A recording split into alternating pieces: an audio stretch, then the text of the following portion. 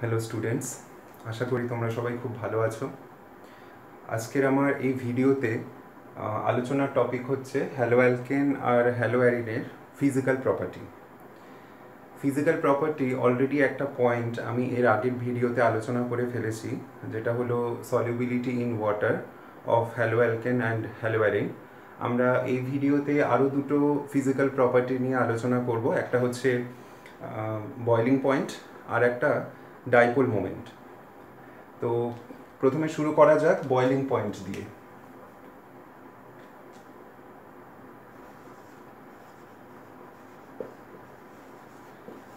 Boiling point of haloalkane and haloarene বলতে কি বুঝি? তো this is the temperature which brings these molecules to its vapour state.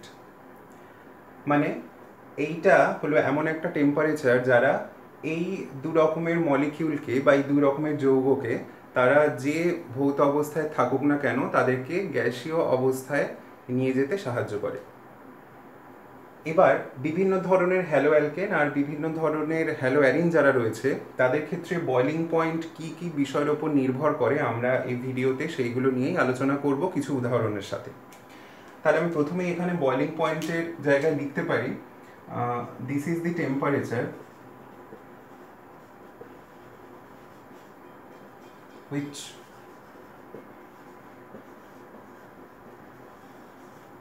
brings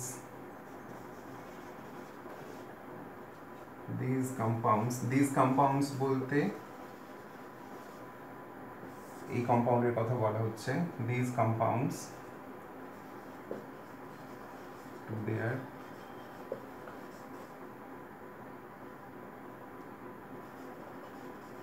respective vapor states। এখন hello alkane আর hello arene যারা lower molecular wait বিশিষ্ট তারা অনেক ক্ষেত্রেই সাধারণ উষ্ণতায় গ্যাসীয় অবস্থায় থাকে। তো তাদের ক্ষেত্রে বয়লিং পয়েন্টের কথা যদি বলা হয় সেইগুলোর মান খুবই কম হবে, নেগেটিভ রেঞ্জে অনেকের ক্ষেত্রে থাকে। তো আমরা সেই সমস্ত নিয়ে আর অন্যান্য যে এক্সাম্পলগুলো আছে তাদেরকে নিয়ে একসাথেই আলোচনা করছি। তো তার আগে আমি এখানে একটা কথা বলে রাখি যে এই সমস্ত যৌগগুলোর ক্ষেত্রে বয়লিং পয়েন্ট কি কি ফ্যাক্টরের ওপর নির্ভর করে।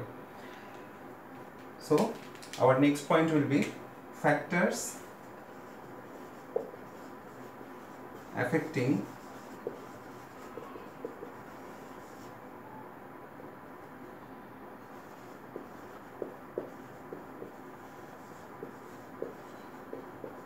boiling point।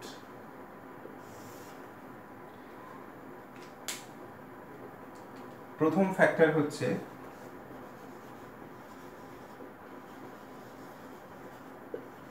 মলিকিউলার ওয়েট, আণবিক গুরুত্ব। আণবিক গুরুত্ব যত বেশি হবে বয়লিং পয়েন্টও তত বেশি হবে। আমরা এক্সাম্পল অবশ্যই দেখব, এখানে শুধু তোমরা পয়েন্টটা নোট ডাউন করে রাখো এখনকার মতো। আণবিক গুরুত্ব দু রকম যৌগের ক্ষেত্রেই বলছি, হ্যালো অ্যালকেন আর হ্যালো অ্যারিন উভয়ের ক্ষেত্রেই যদি মলিকিউলার ওয়েট বেশি হয় তার বয়লিং পয়েন্টও বেশি হবে। Second point, van der Waals force of attraction.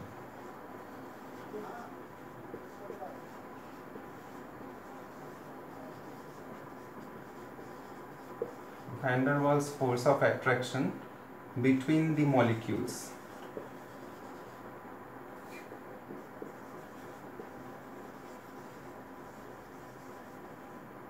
যত বেশি হবে তার বয়লিং পয়েন্টও বেশি হবে। আর থার্ড ফ্যাক্টর,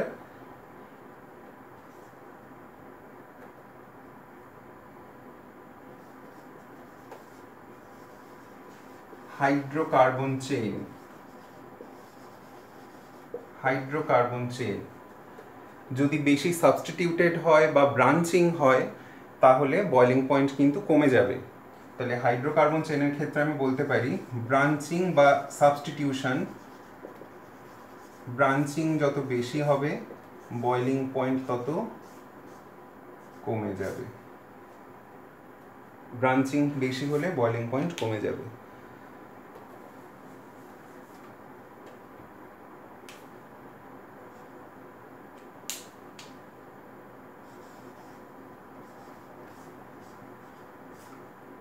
কমে যাবে। তাহলে এই পয়েন্টগুলো নিয়ে আমরা কিছু উদাহরণ দিয়ে আরেকটু ডিটেলসে ব্যাখ্যা করি, তাহলে তোমাদের ক্ষেত্রে একটু বুঝতে সুবিধা হবে। এটা চট করে স্ক্রিনশট তুলে নাও।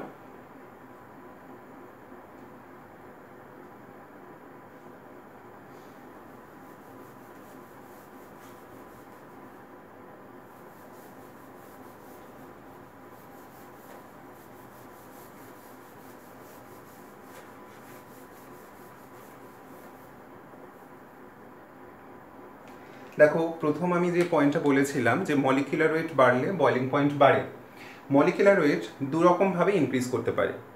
প্রথম, অ্যালকিল গ্রুপ হ্যালোঅ্যারিনের ক্ষেত্রে বা অ্যারিনের ক্ষেত্রে অ্যারোমেটিক রিং বা অ্যারোমেটিক গ্রুপ যদি কনস্ট্যান্ট থাকে, মানে এর ক্ষেত্রে অ্যালকিল গ্রুপ কনস্ট্যান্ট বা এর ক্ষেত্রে অ্যারোমেটিক রিং বা অ্যারোমেটিক গ্রুপটা কনস্ট্যান্ট আছে, শুধু হ্যালোজেনগুলো আলাদা হচ্ছে। তাহলে হ্যালোজেন আলাদা হওয়া মানে সেখানে fluorine to chlorine to bromine to iodine atomic weight বাড়ছে। তাহলে অ্যাজ আ হোল কম্পাউন্ডের মলিকুলার ওয়েট বাড়বে। এক্সাম্পল আমি যদি লিখি একটা ইন জেনারেল, ধরো এক্সাম্পল 1, RF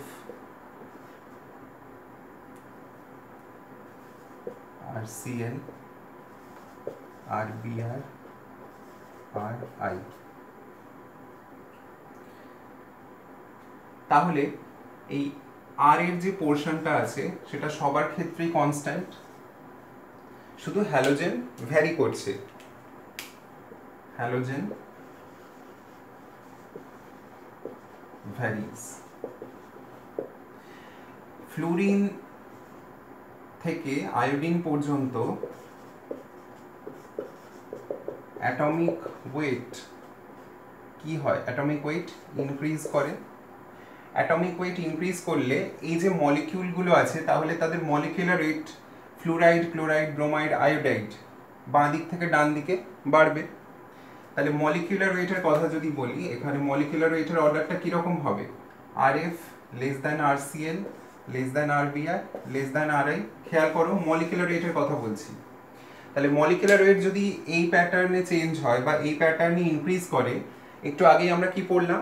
মলিকুলার ওয়েট বাড়লে তার বয়লিং পয়েন্ট বাড়বে। তাহলে এখানে boiling point maximum R I এর হবে, এটা হচ্ছে maximum boiling, maximum boiling point. আর RF যেটা, সেটা হচ্ছে মিনিমাম বয়লিং পয়েন্ট।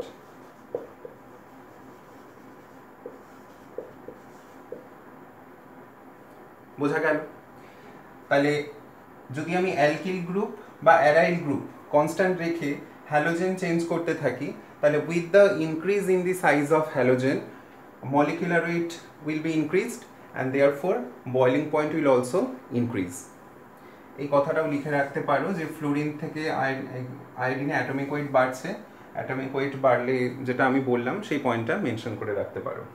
আমি লিখেও দিচ্ছি উইথ দ্য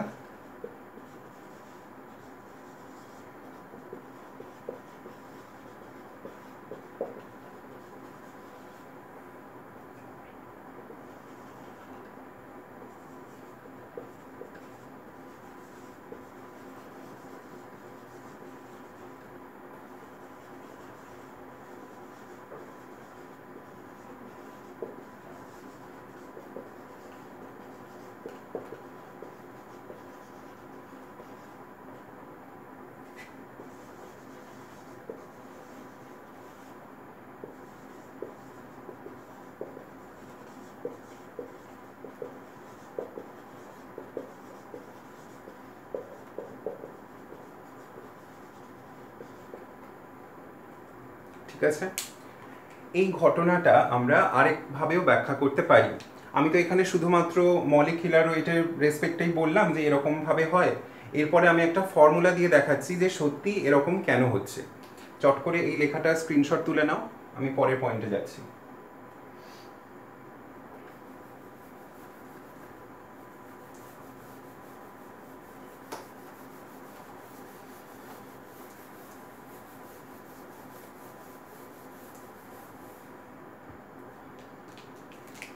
আমরা সবাই জানি যে kinetic energy E K is equals to half mv square,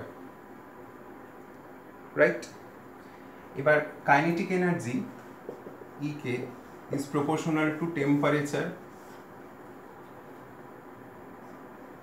এটা জানা আছে। মানে যত আমি টেম্পারেচার বাড়াবো একটা মলিকিউলের কাইনেটিক এনার্জি বাড়বে। তার সাথে আরেকটা জিনিস কি হলো দেখো, kinetic energy also proportional to mass. আর ভেলোসিটির কথা যদি বলা হয় তাহলে ভেলোসিটির সঙ্গে এর রিলেশন হচ্ছে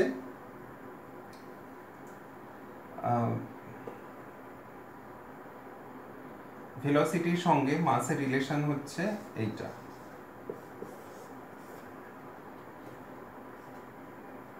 ঠিক আছে, এখন টি এর সঙ্গে যদি ভি এর রিলেশন দেখি তাহলে এটাও প্রপোর্শনাল আসবে। আমি অ্যাকচুয়াল ম্যাথমেটিক্যাল রিলেশনে যাচ্ছি না, আমি শুধু ডিপেন্ডেন্সিটা দেখাচ্ছি বা নির্ভরশীলতাটা দেখাচ্ছি, কোন রাশি কার উপরে কিভাবে নির্ভর করছে। এইবার ভাবো যে আমি যেটা লিখেছিলাম R F, R Cl, R Br, R I, মাসের কথা ভাবো। মাস সব থেকে বেশি হচ্ছে আর আই এর ক্ষেত্রে। মাস যদি বেশি হয়ে যায় তার ভেলোসিটি কি হবে? কম হবে। মাস যদি বেশি হয় ভেলোসিটি কম হবে। এবার বয়লিং পয়েন্টে কি করতে হচ্ছে? একটা মলিকিউল যে স্টেটে আছে সেখান থেকে ভেপার স্টেটে নিয়ে যেতে হচ্ছে। ভেপার স্টেট মানে সেইখানে সবকটা মলিকিউল গেসিয়াস ফর্মে আছে। এবার গেসিয়াস ফর্মে প্রত্যেকটা মলিকিউলের ভেলোসিটি ম্যাক্সিমাম পর্যায়ে থাকে। তাহলে বেশি মাসওয়ালা মলিকিউলের ভেলোসিটি যদি বাড়াতে হয় তাহলে আমাকে কি করতে হচ্ছে? টেম্পারেচারটাকেও বাড়াতে হচ্ছে। ভেলোসিটি যদি ইনক্রিজ করতে হয় then we have to also increase temperature. তাহলে এখানেই প্রুফ হয়ে গেল যে এদের মধ্যে যার মাস বেশি, যার বেশি তার ভেলোসিটি কম। এবার ভেলোসিটিকে বাড়াতে গেলে আমাকে কি করতে হচ্ছে? টেম্পারেচার বাড়াতে হচ্ছে। সো প্রুফ হয়ে গেল যে এইটার ক্ষেত্রে boiling temperature, boiling point will be higher. আর এর ক্ষেত্রে যেহেতু এর মাস এদের মধ্যে সবচেয়ে কম, তাই এর ক্ষেত্রে ভেলোসিটি বেশি থাকে, তাই তাকে গ্যাসিয়াস ফর্মে নিয়ে যাওয়ার জন্য বেশি টেম্পারেচার অ্যাপ্লাই করার প্রয়োজন হয় না। তাই এর ক্ষেত্রে বয়লিং পয়েন্ট বাকিগুলোর তুলনায় লোয়ার হবে। ক্লিয়ার? স্ক্রিনশট তুলে নাও।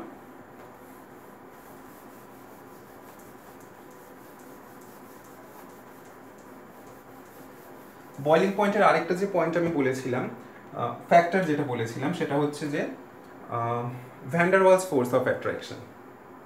তাহলে সেইটা কিভাবে হয় একটা এক্সাম্পল দিয়ে দেখাচ্ছি। এক্সাম্পল 2, ধরো এটাই নাও।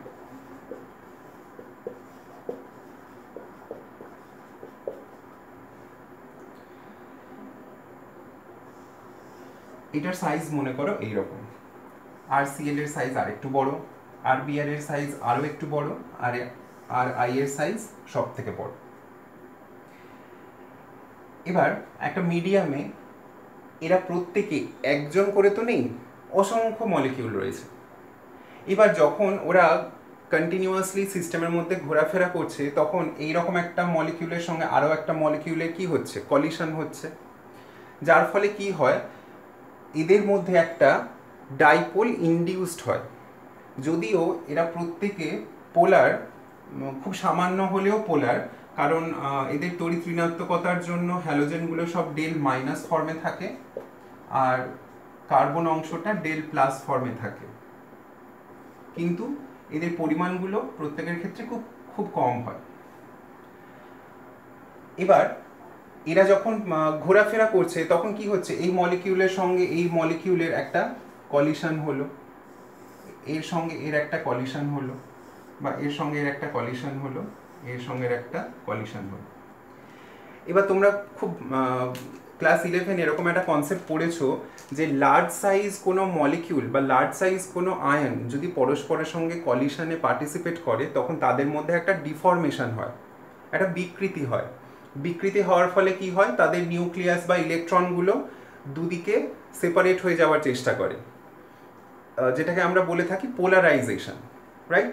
তো বড় সাইজ মলিকিউল বা বড় সাইজ আয়নের ক্ষেত্রে কি হলো, যখন কলিশন হচ্ছে তখন এই একটা মলিকিউলের চার্জগুলো যেরকম সিমেট্রিক্যাল ফর্মে ছিল, ধরো এখানে নিউক্লিয়াস বা তার চারিদিকে ইলেকট্রন যেরকম সুষম বিন্যস্ত ছিল, বা এটার ক্ষেত্রে যেরকম সুষম বিন্যস্ত ছিল, কলিশন হওয়ার পরে আর এটা ইভেন ডিস্ট্রিবিউশন থাকবে না, সুষম বিন্যাস থাকবে না, সেটা কি হয়ে যাবে, আনইভেন ডিস্ট্রিবিউশন হয়ে যাবে বা অসম বিন্যাস হয়ে যাবে। হয়ে গেলে কোনো একদিকে মনে করো ইলেকট্রনগুলো বেশি অ্যাকুমুলেট হলো, আর কোনো একদিকে নিউক্লিয়াসটা অ্যাকুমুলেশনটা হলো বেশি। এবার যার সঙ্গে কলিশন হচ্ছে সে না, তাতে ঠিক অপোজিট জিনিসটা হয়, মানে এর কানেক্টে যে অংশটা রয়েছে বা এর স্পর্শে যে অংশটা রয়েছে তার দিকে অপোজিট চার্জ বেশি অ্যাকুমুলেশন হবে। যেমন এদিকে প্লাস আছে, তার রেসপেক্ট এদিকে মাইনাস চার্জ অ্যাকুমুলেশন হলো, আর এখানে পজিটিভ চার্জ অ্যাকুমুলেশন হলো। এবারে দেখো এদের দুজনের কলিশনের ফলে কি হচ্ছে, এখানে একটা ইনডিউসড ডাইপোল তৈরি হলো। এই ইনডিউসড ডাইপোল তৈরি হওয়ার ফলে এদের মধ্যে এবার একটা আকর্ষণী প্রভাব কাজ করবে, যেটাকে আমরা ভ্যান ডার ওয়ালস ইন্টারঅ্যাকশন বলে থাকি। এবার যত মলিকিউলের সাইজ ছোট হবে তারা কি কম্প্যাক্ট অবস্থায় আছে, কলিশন হলেও এই ধরনের বিকৃতি অত পরিমাণে হবে না যতটা বড় সাইজ মলিকিউলের ক্ষেত্রে হচ্ছে। তো স্মল সাইজ মলিকিউলের ক্ষেত্রে যেহেতু ডিফরমেশনের পরিমাণ কম, তাই এদের মধ্যে ওই প্রকার ইনডিউস ডাইপোলের ইন্টারঅ্যাকশনের মানও কম, তাই এরা কম্প্যাক্ট অবস্থায় থাকে না যতটা কিনা এরা থাকতে পারে। কম্প্যাক্ট বলতে আমি যেটা বলতে চাইছি একত্রিত অবস্থায়। এদের মধ্যে যেহেতু ডিফরমেশন হওয়ার ফলে এরকম একটা ইনডিউস ডাইপোল তৈরি হলো, ফলে তারা একে অন্যের সঙ্গে একটা আকর্ষণী প্রভাবের দ্বারা যুক্ত থাকছে। এর সঙ্গে আরও অনেকে যুক্ত থাকতে পারে, তো অনেকগুলো অ্যাকুমুলেশন হলো। কিন্তু যত মলিকিউলের সাইজ ছোট হচ্ছে এই ধরনের বিকৃতি যেহেতু হয় না, তাই অ্যাসোসিয়েশনের ব্যাপারটা কিন্তু এদিক থেকে এদিকে কমে যায়। তাহলে আমি এদিকে লিখতে পারি যে এদিক থেকে এদিকে association of molecules decreases। এর কারণটা কি, বিকজ of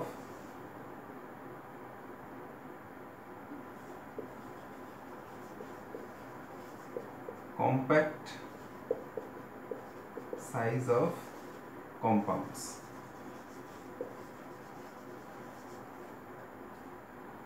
এখানে কি হলো, এখানে হচ্ছে মোর পোলারাইজেশন।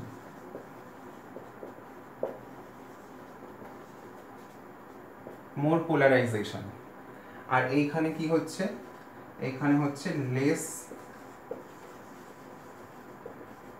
পোলারাইজেশন।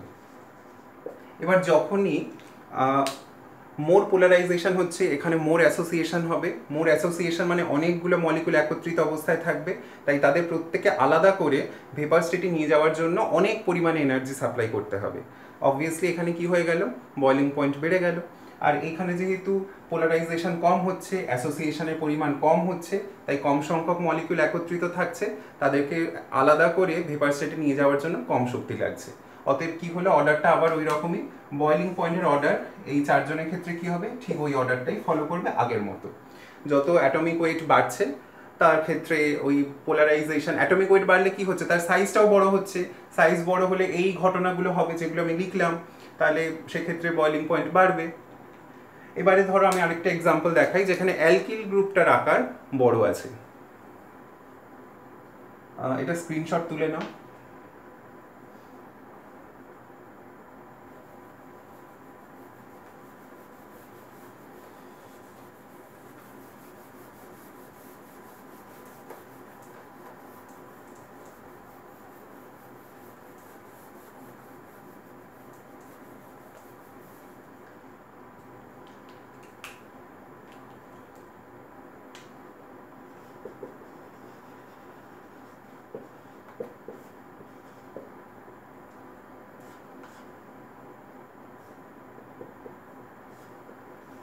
ধরো এই একটা,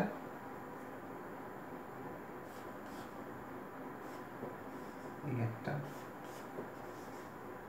এই তিনটে। এইটা হলো C4 H9Cl, এইটা হচ্ছে C3H7Cl, আর এটা হচ্ছে C2H5C। তাহলে মলিকিউলার ওয়েট দেখো এটা সব থেকে বেশি MW, এদিক থেকে এদিকে decreases, right? Molecular weight decreases.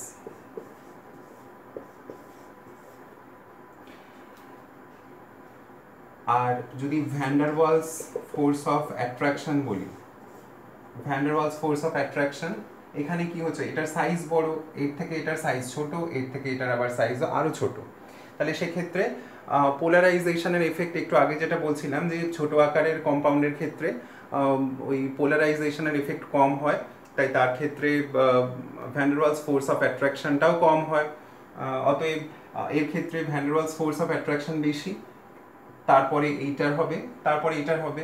তাহলে এদিক থেকে এদিকে van der Waals force of attraction will also decreases. আর একটা কথা দেখো, এই কম্পাউন্ডটা যেহেতু কার্বন চেনটা অনেক বড়, তারপরে এই কার্বন চেনটা এর থেকে ছোট হয়ে যাচ্ছে, এর কার্বন চেনটা এদের থেকে সবার থেকে ছোট, তো সারফেস এরিয়া এর ক্ষেত্রে অনেক বেশি। এবার যত বড় সারফেস এরিয়া হবে, এর সঙ্গে অন্য একটা মলিকিউলের সারফেসের কন্ট্যাক্টনেসটা বেশি থাকবে, তখন ওই van der Waals force of ইন্টারঅ্যাকশনের মানটাও বেশি হবে। তাহলে সারফেস এরিয়ার সঙ্গেও কিন্তু van der Waals force of ইন্টারঅ্যাকশনের মানটাও বাড়তে থাকে। তাহলে এখানে আরেকটা কথা লিখে নাও যে এদিক থেকে এদিকে surface area decreases, so Van der Waals force of attraction will decreases. Therefore boiling point এর অর্ডার কি হবে? boiling point order প্রথমে হবে C4H9Cl, তারপর হবে C3H7Cl, তারপর হবে C2H5Cl. So this is the order for this example. Screenshot তুলে নাও, এরপর লাস্ট এক্সাম্পল দেখাবো।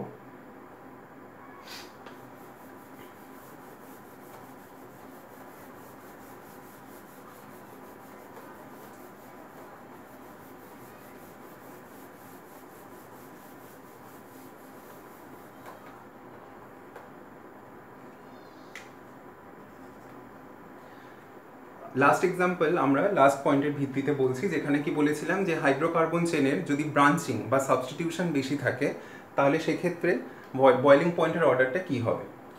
মনে করো আমি তিনটে এক্সাম্পল নিচ্ছি।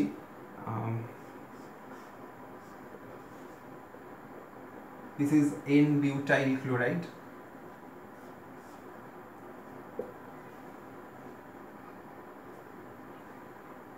বা 1 ক্লোরোবিউটেন, এটা হচ্ছে 2 ক্লোরোবিউটেন, আর এটা হচ্ছে টারশিয়ারি বিউটাইল ক্লোরাইড। এই তিনটে এক্সাম্পল মনে করো।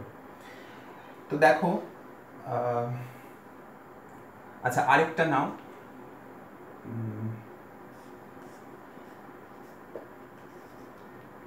এটা হচ্ছে আইসোবিউটাইল ক্লোরাইড। এই চারটে।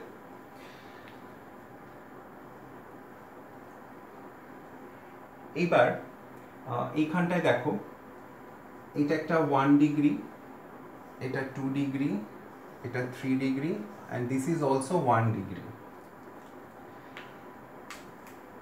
এবারে এই 1 ডিগ্রি যে অ্যালকিল হ্যালাইড রয়েছে, এর ক্ষেত্রে এরকম ভাবে আরেকটা মনে করো N-butyl ক্লোরাইড এর উপরে লেয়ার হিসাবে বসলো,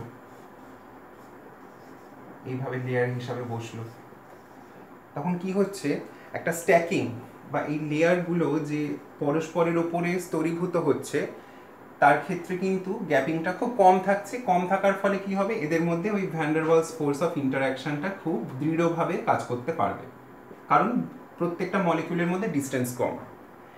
এবারে যদি এই মাঝখানগুলোতে আমরা ব্রাঞ্চিং করে দিই বা কোনো গ্রুপ ঢুকিয়ে দিই, তাহলে এই লেয়ারগুলো অত ক্লোজ আসতে পারবে না। ক্লোজ না আসতে পারার দরুন ডিস্টেন্স বেড়ে যাওয়ার জন্য ফোর্স অফ অ্যাট্রাকশন কমে যাবে। তোমরা জানো খুব ভালো মতোই যে ডিস্টেন্সের সাথে সাথে ফোর্স অফ অ্যাট্রাকশন কমে যায় ডিস্টেন্স বাড়ার সাথে সাথে। তো যত এরকম সাবস্টিটিউশন বাড়বে তত এই মলিকিউলগুলোর মধ্যে ডিস্টেন্স বাড়বে, ফলে তাদের মধ্যে ফোর্স অফ অ্যাট্রাকশন কমে যাবে। আর ফোর্স অফ অ্যাট্রাকশন কমে গেলে আবার সে আগের পয়েন্টে ফিরে যাও, যেখানে অ্যাসোসিয়েশন কম হবে। অ্যাসোসিয়েশন কম হয়ে গেলে কম কম মলিকিউল একত্রিত থাকবে, ফলে তাদেরকে বিয়োজিত করে মানে সেপারেট ইউনিট করে ভেপার স্টেটে নিয়ে যেতে অত বেশি শক্তি প্রয়োগ করার দরকার হবে না। কিন্তু যেখানে অ্যাসোসিয়েশন খুব বেশি মাত্রায় থাকবে, সেইখানে এদেরকে প্রথমে সেপারেট করে একটা একটা ইউনিট করতে হবে, তারপরে ভেপার স্টেটে নিয়ে যেতে হবে। তো সেখানে অবভিয়াসলি বেশি এনার্জি লাগবে। তাহলে আমি এখানে একটা কথা লিখতে পারি যে with increase in branching, number 1,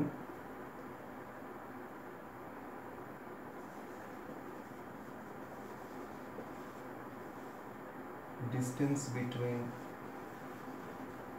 each molecule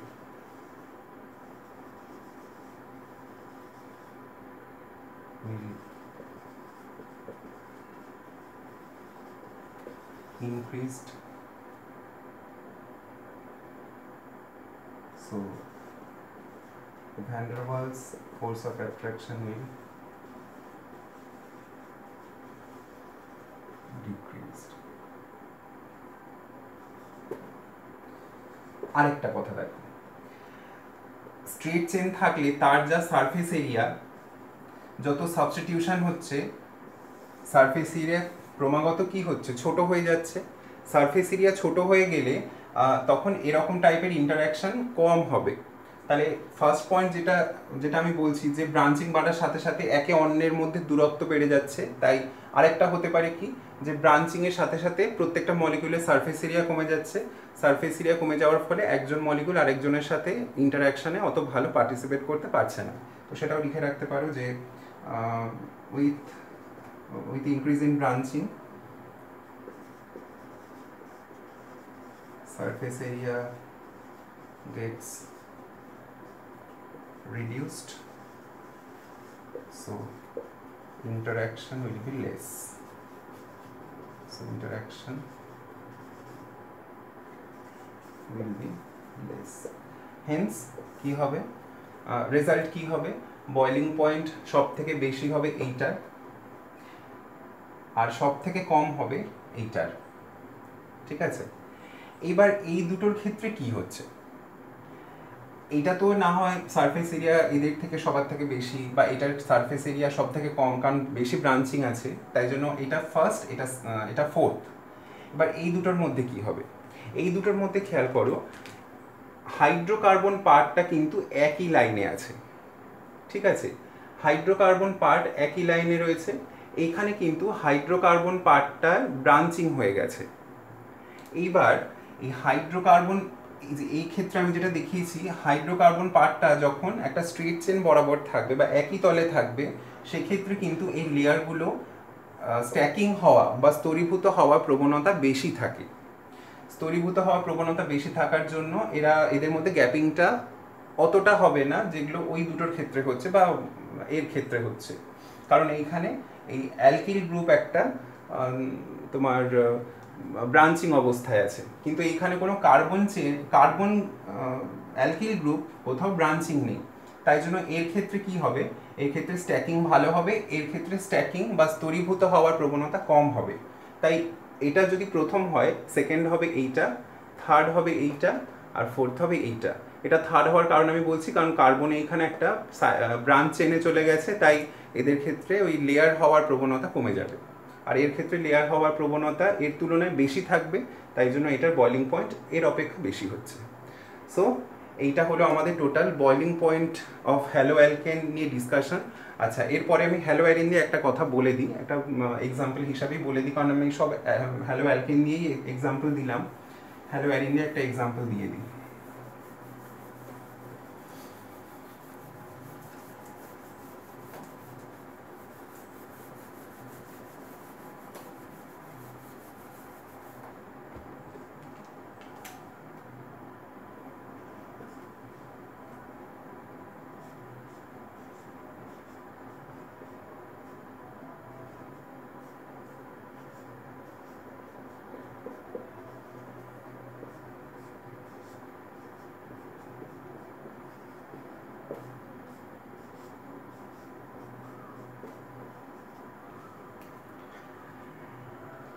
এদের ক্ষেত্রেও কিন্তু আমরা হ্যালো অ্যালকেনে যেরকমভাবে পড়লাম, ঠিক একই অর্ডার ফলো করে। ফ্লুরিন থেকে আয়োডিনের যে হ্যালো অ্যারিন, সেইগুলোর বয়লিং পয়েন্ট ক্রমাগত ইনক্রিজেস, কারণ ওই একই ব্যাপার, মলিকুলার ওয়েট বাড়ছে। কিন্তু এদের যা মলিকুলার ওয়েট ওই রকম প্রায় সম আণবিক গুরুত্ব বিশিষ্ট যদি হ্যালো অ্যালকেন নেওয়া হয়, তাদের থেকে কিন্তু এদের বয়লিং পয়েন্ট সামান্য হলেও কম হবে। তার কারণ হচ্ছে হ্যালো অ্যালকেনের ক্ষেত্রে, আমি নর্মাল স্ট্রেট চেন হ্যালো অ্যালকেনের কথা বলছি, স্ট্রেট চেন হ্যালো অ্যালকেনের ক্ষেত্রে van der Waals force of ইন্টারঅ্যাকশনটা যত বেশি হয়, এদের ক্ষেত্রে কিন্তু সেই পরিমাণ ভ্যান ডার ওয়ালস ইন্টারঅ্যাকশনটা আমরা দেখতে পাই না। তার কারণ হচ্ছে এখানে প্রত্যেকটা হ্যালোজেন দুটো করে প্রপার্টি শো করে, একটা হচ্ছে -I আর একটা হচ্ছে +R। -I because of their electronegative property, আর +R যেহেতু একটা কনজুগেটেড সিস্টেমের সঙ্গে এদের লোন পেয়ার রয়েছে, তাই জন্য রেজোনেন্স এফেক্টও আমরা এখানে দেখতে পাবো। তো এই দুটো এফেক্ট পরস্পরের বিপরীতমুখী। কিভাবে? ইন্ডাকটিভ এফেক্ট হচ্ছে বেনজিন বলয়ের থেকে হ্যালোজেনের দিকে, আর রেজোনেন্স এফেক্ট হ্যালোজেন থেকে বেনজিন বলয়ের দিকে। ভালো করে শোনো, আবার বলছি, এই দুটো এফেক্ট পরস্পরের বিপরীতমুখী। বেনজিন বলয় থেকে হ্যালোজেনের দিকে হচ্ছে ইন্ডাকটিভ এফেক্ট, কারণ এরা তড়িৎ ঋণাত্মক হওয়ার জন্য ইলেকট্রন ডেন্সিটিকে নিজের দিকে টানার একটা ক্ষমতা দেখায়। কে কতটা পরিমাণে উইথড্র করতে পারে সেটা আমরা পরে বলবো অন্য এক্সাম্পল করার সময় বা অন্য বিষয় পড়ার সময়। এখন আমরা ওভারঅল একটা ডিসকাশন করছি। আর রেজোনেন্স এফেক্ট, যেহেতু এটা কনজুগেটেড সিস্টেম, তার সঙ্গে লোন পেয়ার, দেখো হ্যালোজেনের লোন পেয়ার সবাই কনজুগেটেড ফর্মে আছে, তাই জন্য একটা